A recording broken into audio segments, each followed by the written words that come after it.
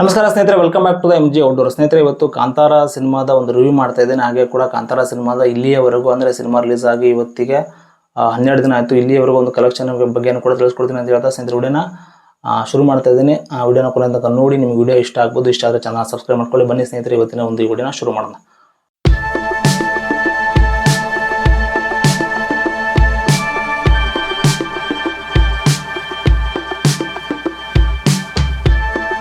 ಕಾಂತಾರ ಸಿನಿಮಾದ review cinema release ಆಗಿ 12 ದಿನ ಆಯಿತು. ಇವತ್ತು ಸಿನಿಮಾದ ರಿವ್ಯೂ ಮಾಡ್ತಾ ಇದ್ದೇನೆ. ಕಾರಣ ಏನಿಲ್ಲ, ಸಿನಿಮಾನ ನೋಡೋಕ್ಕೆ ಟೈಮ್ ಸಿಕ್ಕಿದ್ದಿಲ್ಲ, ಕೆಲವೊಂದು ಸಮಸ್ಯೆಗಳು ಆಗಿದ್ದು, ಹಾಗಾಗಿ ಆ ಸಿನಿಮಾನ ನೋಡೋಕ್ಕಾಗಿದ್ದಿಲ್ಲ. ಒಂದನೇ ದಿನ ಸಿನಿಮಾನ ನೋಡೋಣ ಅಂತಂದರೆ ಪಬ್ಲಿಕ್ ರಿಯಾಕ್ಷನ್ ಮಾಡಿದೆ. ಅವತ್ತಿನ ದಿವಸ ಹಬ್ಬ ಇತ್ತು.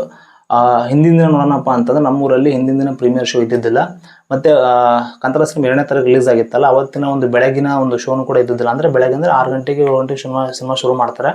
ನಮಗೆ 9 ಗಂಟೆ ಮೇಲೆ ಸಿನಿಮಾ ನೋಡೋಕ್ಕೆ ಒಂದು ಟೈಮ್ ಸಿಕ್ಕಿದ್ದಿಲ್ಲ. ಹಾಗಾಗಿ ಅದಾದಮೇಲೆ ಒಂದು 3-4 ದಿನ ಸಿನಿಮಾದ ಒಂದು ಟಿಕೆಟ್ ಸಿಗಲಿಲ್ಲ. ನಿಜವಾಗ್ಲೂ ಕೂಡ ಸ್ನೇಹಿತರೆ, ನಾನು ಸುಳ್ಳು ಹೇಳ್ತಿಲ್ಲ, ನಿಜವಾಗ್ಲೂ ಕೂಡ ಸಿನಿಮಾದ ಒಂದು ಕ್ರೇಜ್ ಆ ಥರ ಇತ್ತು ನಮ್ಮೂರಲ್ಲಿ ಕೂಡ.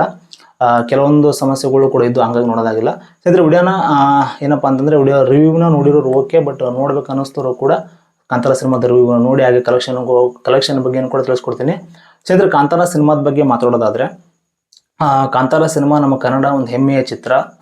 ಎಲ್ಲರೂ ಕೂಡ ಆಡಿಯನ್ಸು ಏನು ನಮ್ಮ ಕರ್ನಾಟಕದ ಜನತೆ ಆಗಿರ್ಬೋದು, ಮತ್ತು ಒಂದು ಆ ಸಿನಿಮಾ ಒಂದು ಪ್ರೇಕ್ಷಕರು ಎಲ್ಲರೂ ಕೂಡ ಈ ಸಿನಿಮಾನ ನೋಡಿದ್ದಾರೆ ಆಲ್ರೆಡಿ. ಸಿನಿಮಾ ಒಂದು ಅತ್ಯದ್ಭುತ ಚಿತ್ರ. ಸಿನಿಮಾ ನನಗೆ ಫಸ್ಟ್ ಹಾಫು ಅಷ್ಟು ನನಗೆ ಇಂಟ್ರೆಸ್ಟಿಂಗ್ ಬರಲಿಲ್ಲ, ಬಟ್ ಸಿನಿಮಾ ಚೆನ್ನಾಗಿದೆ. ಫಸ್ಟ್ ಹಾಫು ಅಷ್ಟು ಕುತೂಹಲ ಮೂಡಿಸಿಲ್ಲ. ಬಟ್ ಸೆಕೆಂಡ್ ಹಾಫ್ ಮಾತ್ರ ಇದೆಯಲ್ಲ ಸ್ನೇಹಿತರೆ, ಸಿನಿಮಾದ ಸೆಕೆಂಡ್ ಹಾಫ್ ಪ್ರತಿಯೊಂದು ಸೀನ್ಗಳಾಗಿರ್ಬೋದು. ಸೆಕೆಂಡ್ ಹಾಫ್ ಅಂತಂದರೆ ಅದು ಆ ಸಿನಿಮಾದ ಒಂದು ಏನು ಕಾಂತಾರ ಸಿನಿಮಾ ಏನಿದೆಯಲ್ಲ, ಆ ಸೆಕೆಂಡ್ ಹಾಫಿಂದ ಆ ಸಿನಿಮಾ ನೋಡೋ ಒಂದು ಆ ರೀತಿನೇ ಬೇರೆ.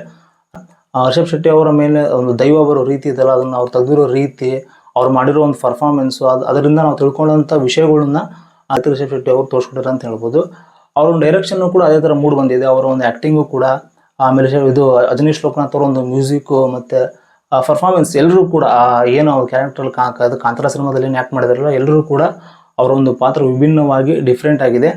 ಅದು ತುಂಬ ಪರ್ಸನಲ್ ಇಷ್ಟ ಆಗುತ್ತೆ. ಇಲ್ಲಿ ಕತೆ ಬಗ್ಗೆ ಹೆಚ್ಚಿಗೆಯನ್ನು ಮಾತಾಡ್ತಿಲ್ಲ ನಾನು. ಅಂದರೆ ಇದೇನಪ್ಪ ಅಂತಂದ್ರೆ ಸಿಂಪಲಾಗಿ ಒಂದು ಸ್ಟೋರಿ ಹೇಳೋದಾದರೆ ಈ ಸಿನಿಮಾದ ಕಾಂತಾರ ಸಿನಿಮಾದ ಸಿಂಪಲಾಗಿ ಹೇಳ್ತೀನಿ.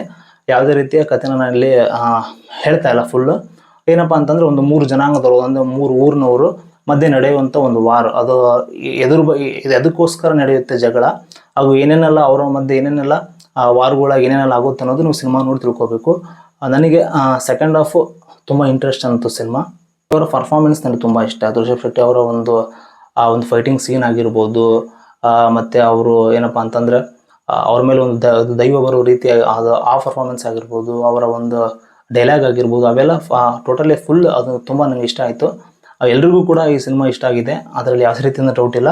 ಬಟ್ ನನಗೆ ಸಿನಿಮಾದಕ್ಕಿಂತ ಹೆಚ್ಚಿಗಿಂದ ಇಷ್ಟ ಆಗಿದ್ದೇನಪ್ಪ ಅಂತಂದರೆ, ಒಂದು ಕನ್ನಡ ಸಿನಿಮಾಕ್ಕೆ ಏನು ಆವಾಗಿನ ಒಂದು ಕ್ರೇಜ್ ಅಂದರೆ 1990ರಲ್ಲಿ, ಮತ್ತು ಅಂದರೆ ಈಗಿನ ಒಂದು ಸ್ಮಾರ್ಟ್ಫೋನ್ ಎಲ್ಲ ಬರೋಕ್ಕಿಂತ ಮುಂಚೆ ಏನಿತ್ತಲ್ಲ, ಅವಾಗೆಲ್ಲರೂ ಕೂಡ ಥಿಯೇಟ್ರಿಗೆ ಹೋಗಿ ಸಿನಿಮಾ ನೋಡ್ತಿದ್ರು. ಥಿಯೇಟ್ರಿಗೆ ಹೋಗಿ ಸಿನಿಮಾ ನೋಡ್ತಿದ್ರು, ಇವಾಗ ಕಮ್ಮಿ. ಬಟ್ ಆ ಥರದ ಒಂದು ಸಂದರ್ಭ, ಆ ಥರದ ಒಂದು ಸಿಚುವೇಶನ್ನು ಇವಾಗ ಈ ಮೂಮೆಂಟ್ ಆಗಿದೆ ಅಂತ ಹೇಳ್ಬೋದು ಸ್ನೇಹಿತರೆ. ಅಷ್ಟು ಜನ ಫ್ಯಾಮಿಲಿ ಆಡಿಯನ್ಸ್, ಎಲ್ಲಿ ನೋಡಿದ್ರು ಸಿನಿಮಾ ಫುಲ್ ರಶ್ಶು. ಆಮೇಲೆ ಟಿಕೆಟ್ ಸಿಗ್ತಿದ್ದಿಲ್ಲ. ಟಿಕೆಟ್ ಸಿಗಲಿಲ್ಲ ಹಂಗೆ ವಾಪಸ್ ಬಂದವ್ರು ನೋಡಿದ್ರೆ ಇದೆ ಫಸ್ಟ್. ಯಾವ ಸಿನಿಮಾ ಆದರೂ ಕೂಡ ಹೆಂಗೆ ಟಿಕೆಟ್ ಸಿಗ್ತಿತ್ತು.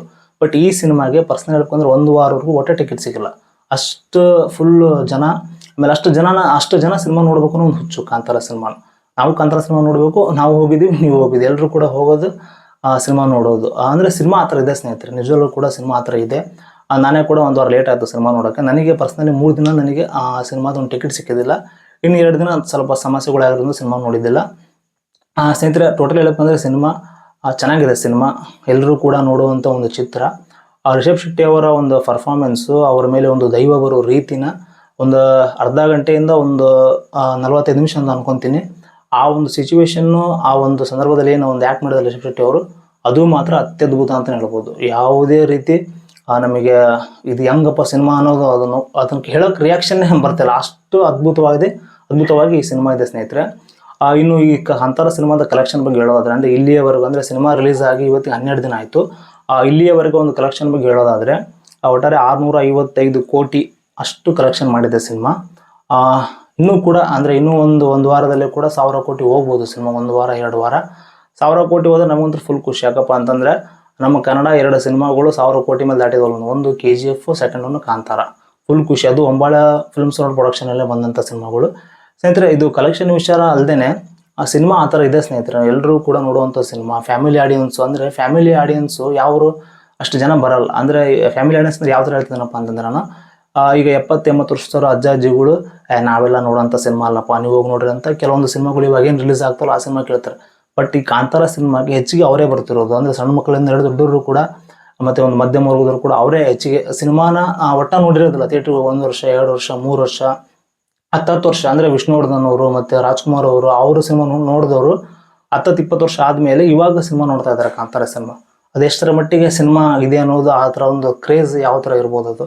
ಸ್ನೇಹಿತರೆ, ನಿಜ ಹೇಳ್ಬೇಕಂದ್ರೆ ಕಾಂತಾರ ಸಿನಿಮಾ ಒಂದು ಕನ್ನಡ ಸಿನಿಮಾದ ಒಂದು ಹೆಮ್ಮೆಯ ಸಿನಿಮಾ ಅಂತ ಹೇಳೋಕ್ಕೆ ಒಂದು ಹೆಮ್ಮೆ ಅನಿಸುತ್ತೆ ನಿಮಗೆ. ಕಾಂತಾರ ಸಿನಿಮಾ ಅತ್ಯದ್ಭುತ ಚಿತ್ರ. ಒಟ್ಟಾರೆ 600ಕ್ಕೂ ಅಧಿಕ ಕೋಟಿ ಕಲೆಕ್ಷನ್ ಮಾಡಿದೆ ಸಿನಿಮಾ.